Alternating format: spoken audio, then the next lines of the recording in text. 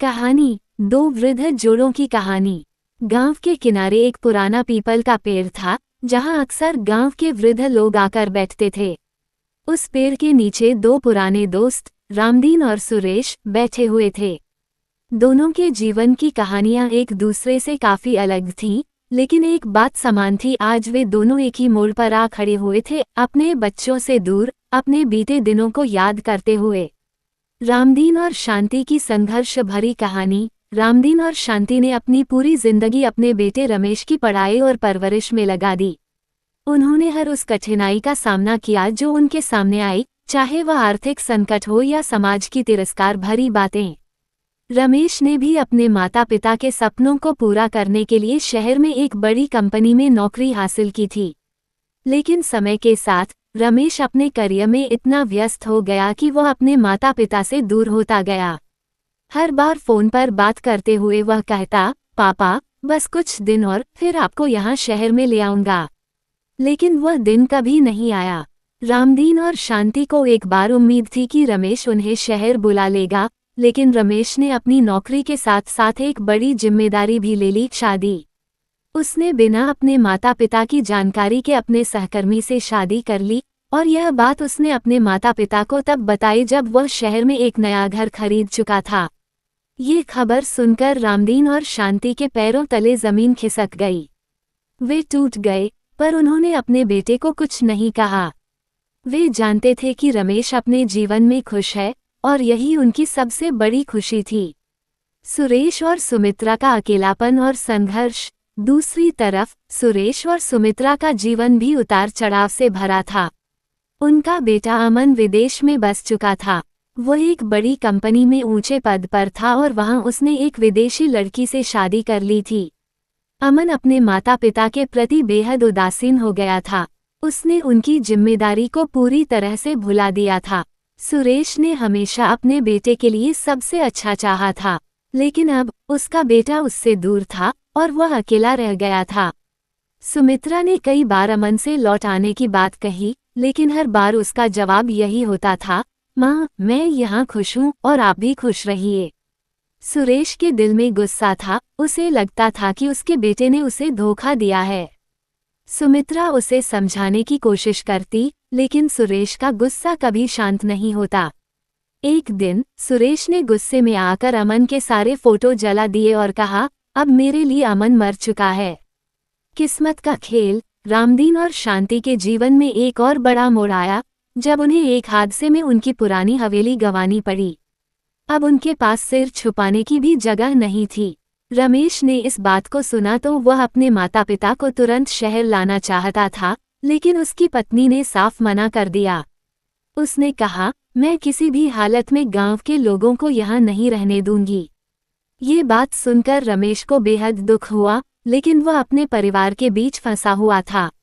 उसने अपने माता पिता को एक छोटे से गांव में ही घर दिलवा दिया और वहीं उनकी देखभाल के लिए पैसे भेजने लगा। शांति और रामदीन अब अकेले उस छोटे से घर में अपने बेटे की यादों में जी रहे थे। दूसरी ओर सुरेश और सुमित्रा के जीवन में भी एक अप्रत्याशित मोड़ आया। एक दिन उन्हें अमन का फोन आया कि वो और उसकी पत्नी दोनों एक गंभीर दुर्घटना में फंस गए हैं और उन्हें तुरंत आर्थिक मदद की जरूरत है। सुरेश ने इस खबर को सुना और वह सख्त हो गया। उसने कहा, अब वो हमारा बेटा नहीं है। लेकिन सुमित्रा ने रोते हुए सुरेश को समझाया, सुरेश, वह चाहे जैसा भी हो, हमारा खून है।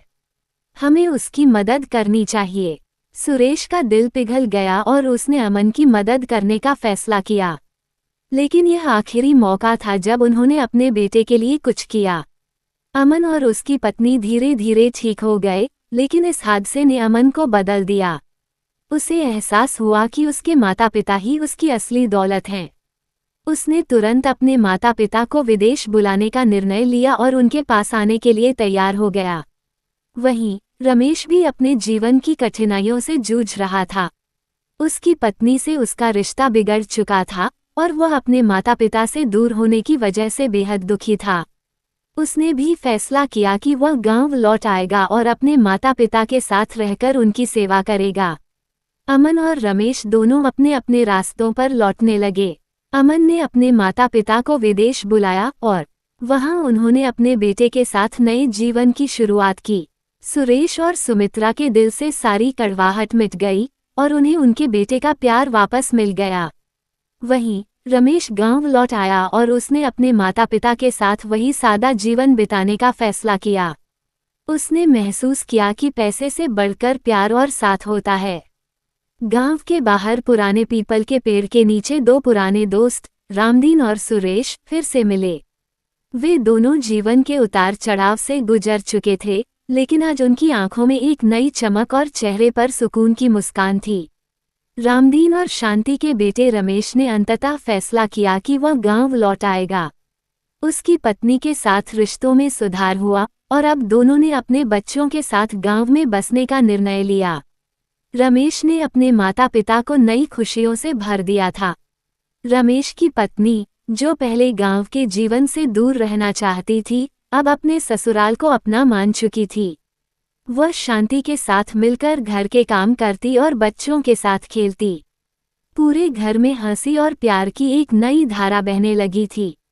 रमेश ने अपनी पुरानी हवेली को भी फिर से बनवाया और अब उसका परिवार वहां सुखी जीवन जी रहा था। रामदीन और शांति को अब अपने बेटे, बहू और पोते पोतियों के साथ समय बिताने का अवसर मिल रहा था, जिससे उनका जीवन खुशियों से भर गया था। सुरेश और सुमित्रा के बेटे अमन ने अपनी गलती समझी और अपने माता पिता को विदेश बुला लिया। वहां उसने उनके लिए हर सुख सुविधा का इंतजाम किया और उन्हें एक नया जीवन जीने का मौका दिया।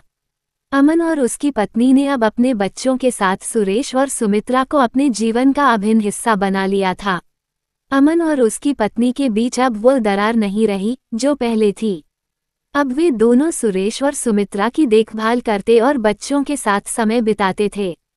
सुरेश, जो पहले गुस्से में रहते थे, अब एक शांत और प्रसन्नचित्त व्यक्ति बन गए थे। सुमित्रा के चेहरे पर हमेशा एक प्यारी मुस्कान रहती थी, क्योंकि उनके पोते पोतियां उनसे बेहद प्यार करते थे। कुछ महीनों बाद अमन और रमेश दोनों अपने परिवारों के साथ गांव लौटे। सुरेश और सुमित्रा और रामदीन और शांति दोनों जोड़े एक बार फिर पीपल के पेड़ के नीचे मिले। लेकिन इस बार उनके साथ थे उनके बेटे, बहुएं और पोते पोतियां। देखो सुरेश, हमारे सारे दुख अब खुशी में बदल गए हैं, रामदीन ने हंसते हुए कहा। हाँ भाई, अब तो हमारे पास सब कुछ है, बेटे, बहुएं और इन नन्हे मुन्नों का प्यार, सुरेश ने मुस्कुराते हुए जवाब दिया। वहां खेलते हुए बच्चों की किलकारियां और परिवार के बीच की हंसी खुशी की बातें, सब कुछ उस पेड़ के नीचे गूंज रही थीं। दोनों वृद्ध जोड़ों ने अपनी जिंदगी में बहुत कुछ सहा, लेकिन अंत में उन्हें अपने परिवार का सुख और प्यार मिल ही गया।